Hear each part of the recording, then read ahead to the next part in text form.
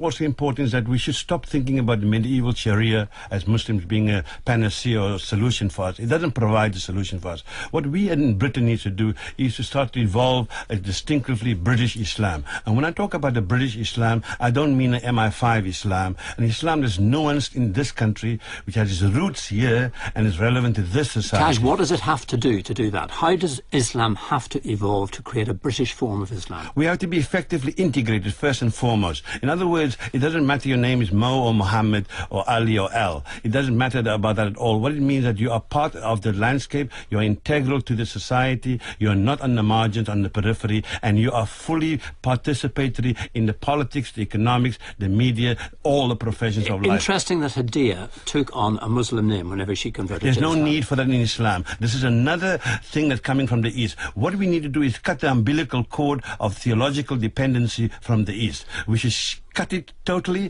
and sort of create a distinctively British brand. So my name is John Smith, I can be Muslim. There's nothing wrong. I do not have to make my name Jamal Samir. Well, my sister-in-law's name is Linda, and she's still Linda, even though she's become a Muslim. It hasn't affected her at all.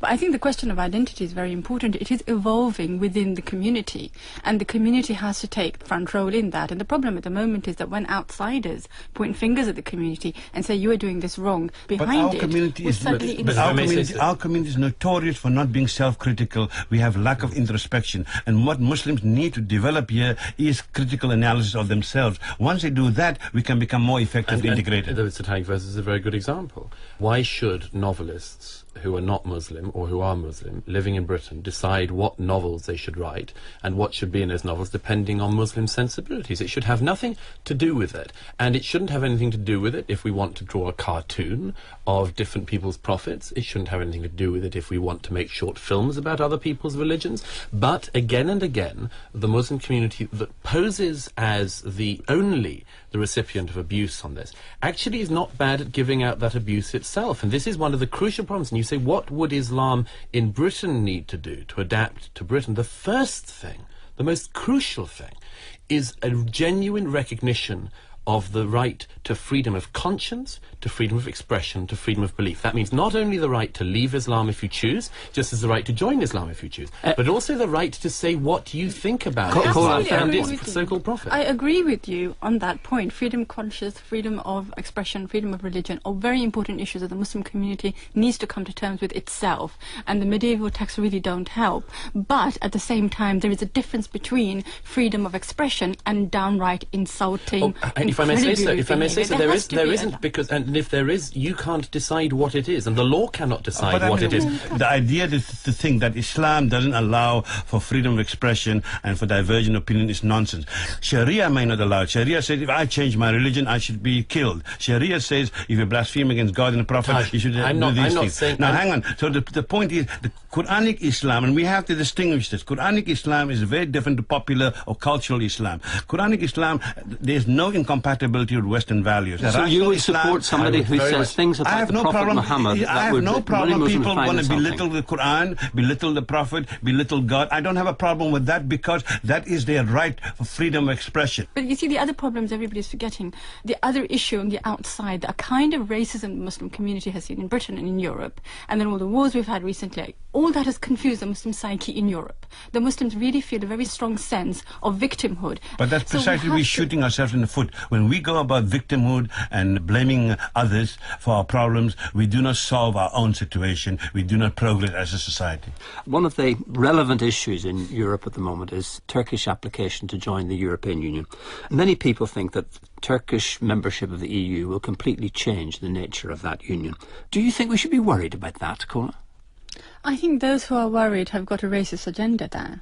It's always this fear that, oh my God, we're going to be swamped by brown people from different continents. And whenever the language of ethnicity is discussed in Britain, that language is always used. It's a cause of worry, not a cause of enrichment, not a cause of different people come to this Isles and enrich this culture. And that's what I worried about, this innate racism, that because Turkey, even though it's a secular state, is a dominant majority Muslim I think what people worry about is that Europe has traditionally been Christian. I think what was said, a very offensive caricature. Peoples of Europe Europe are not racists for wanting to No, I'm talking keep about an this identity. discussion. Well, this discussion, when it is brought up with a racist what you are level. saying is I'm that not it is calling- always brought up with I'm racist not calling tone. of the British people or the European people racist. I That's dispute that unfair. idea. I dispute the idea that tackling this subject is a racist thing, that we cannot deal with this without being accused of racism. The changing nature of Britain and European societies is something that deeply troubles and should concern people in those societies, and they should be allowed to discuss it without being accused of being racist. Now, it is a cause for concern because people in Britain and elsewhere who are not Muslim are concerned about Turkish entry into Europe because they would like their societies as they currently are to persist. I, and like most other British people, am very in favour of pluralistic societies. I'm very in favour of a Britain with all sorts of peoples of every imaginable faith and race here. But there is a critical mass beyond which that tolerant society cannot be retained. If a culture which actually has not been very good at accepting difference comes in very large numbers into a country like Holland, Holland itself becomes a country which is not very good at tolerating difference.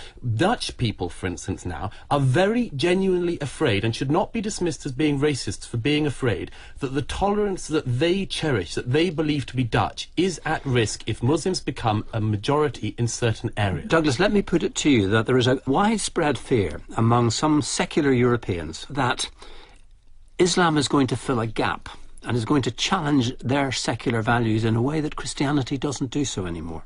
I think that's absolutely true, because most people have become used to Christianity in a soft form of Christianity, a sort of Anglican vicar who refers to God as it were. There is a social and spiritual gap in European society. If you are a Democrat and you are for a pluralistic society, then if Muslims are filling this gap, why are you perturbed about it? Can I answer that? Islam has no significant tradition of tolerance towards other minorities. We're just talking about Spain this a is few your minutes jaundiced ago. interpretation No, of I'm afraid history. it's not. It's a jaundiced... It's history. It's history. It's jaundiced No, and that is- unsubstantiated. I want you, at the end of our series, to get out your crystal balls, gaze into the future, and give me predictions for the future of Islam in Europe. We've forgotten that Europe went through a very, very difficult birthing pang during the Renaissance, when it was fighting church and state and wondering where to go. And I think maybe the Muslim world is going through exactly the same birthing pangs. Difference is that it's not letting go of religion. And I think the problem is that seculars watching the debate are angry because they expect Islam to weaken, and that's just not happening. Taj? I'm actually quite optimistic. After this initial battle for the hearts and minds between what I call religious fundamentalists or fascists and between libertarians and freedom thinkers, people like myself and many, many others, ultimately free thinkers, the people who are purveyors of reason and revelation, this will take us into an optimistic and I think bright future. Douglas? Yes, I think there is a crossroads we're at. There are, broadly speaking, two directions in which we can go collectively. One is that Islam Europeanizes. The other is that Europe is expected to Islamize. And of the two, I have to say the second should be worrying to Muslims as well as non-Muslims. Myself fear this more than anything, that there is a problem of us fighting the future between fascists and Islamic fascists, and the rest of us will have very, very few places to hide.